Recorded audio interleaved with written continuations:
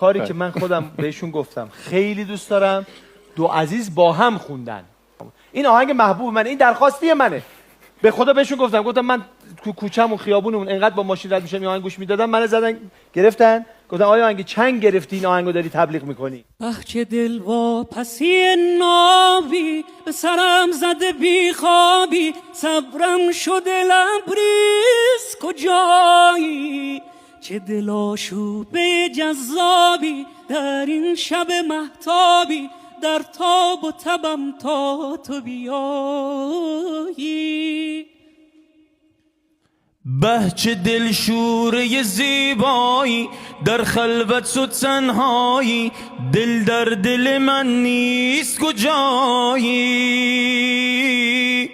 به دل افتاده که میایی نزدیک همین جایی، به به چه حس و حال و هوایی.